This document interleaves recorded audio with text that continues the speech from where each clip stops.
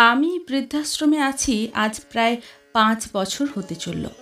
ভালোই লাগে এখানে, নিজের মতো করে থাকা যায়। মন চাইলে বই পড়ি, না হলে গান শুনি। কখনো কখনো এখানকার অন্যান্য বাসিন্দাদের সাথে গল্প করি। আমার ভালোই লাগে, আমি ভালো আছি। ২ ছেলে ১ মেয়ে আমার।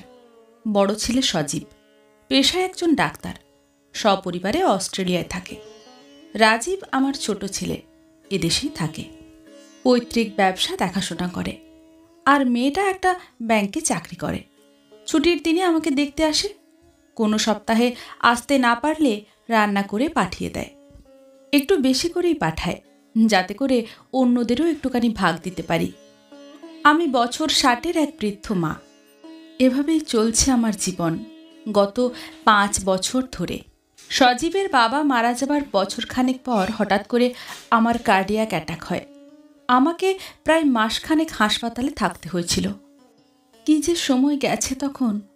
না, অর্থের অভাব নেই, নেই ইচ্ছের অভাবও। অভাব হচ্ছে সময়ের। হাসপাতালে সব সময় একজন থাকা, প্রতিনিয়ত ডাক্তারের সাথে কথা বলা, এক্সারসাইজ করানো, ওষুধ খাওয়ানো সময় মতো করে, আরও কত কি। বাড়িতে আসার পর আরেক ঝামেলা। সব সময় দেখাশোনার জন্য একটা মানুষ কোথায় পাওয়া যায় বলুন তো? মেয়েটা অফিস করছে, অফিস আর আমাকে সামলে তার নিজের সংসারটার খেয়ালই সে রাখতে পারছে না। একদিন শুনলাম আমার জামাই বলছে, মা তো তোমার একার নয়, তোমার ভাইদেরও তো, তারাও তো কিছু দায়িত্ব নিতে পারে নাকি? খুব স্বাভাবিকভাবে এই কথাগুলো এসেই যায়, তাই আমি সহজভাবেই নিলাম। এর মধ্যে ছোট বৌমা দেখি রাজীবের সাথে খুব চিৎকার চেঁচামেচি করছে। নাতির রেজাল্ট নাকি খুব খারাপ হয়েছে। অসুস্থ আমাকে দেখতে আত্মীয় স্বজনের আনাগোনা বেড়ে গিয়েছিল।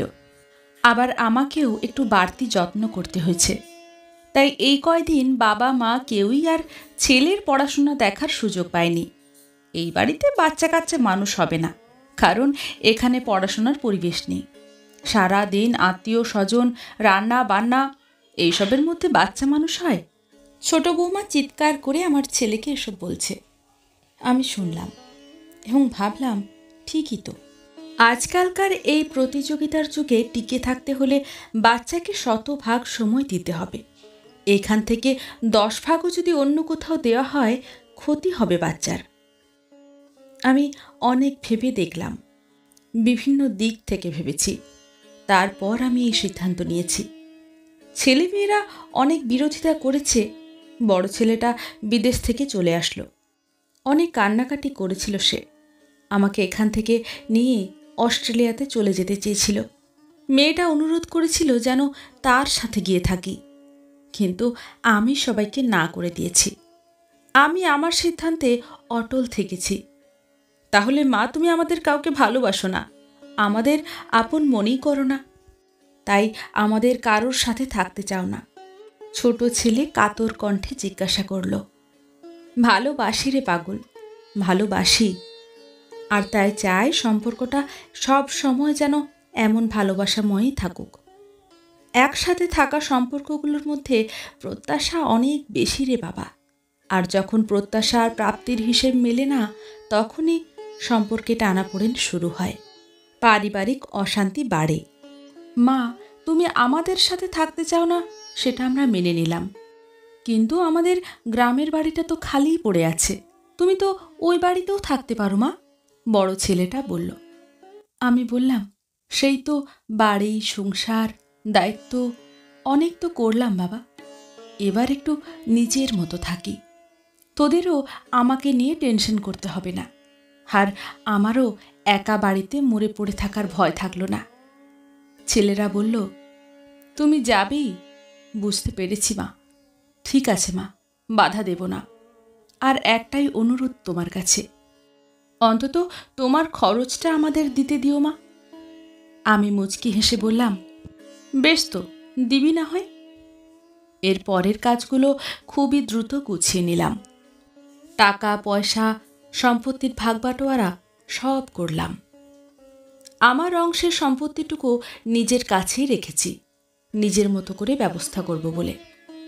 এই সম্পদ থেকে সমাজের বয়স্কদের জন্য কিছু করার ইচ্ছে আছে। এখানে অনেকেই আছেন যারা ছেলে মেয়েদের সাথে একটু সময় কাটানোর বিনিময়ে সর্বস্ব দিতে প্রস্তুত, কিন্তু ছেলে মেয়েদের সময় হয় না বৃদ্ধ বাবা মায়ের সাথে দুদণ্ড সময় কাটানোর। আবার অনেকে ভাগ্যের মা কিংবা বাবা হয়ে থাকতে চান না, তাই চলে আসেন এখানে।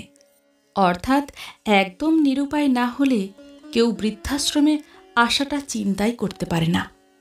অথচ বৃদ্ধাশ্রমে থাকাটা যে জীবনের শেষ বেলায় অনেক ধরনের পারিবারিক জটিলতার বিপরীতে কোনো সুন্দর বা সম্মানজনক সমাধান হতে পারে, এই ধারণাটাই এখনো সমাজে তেমন গ্রহণযোগ্য নয়।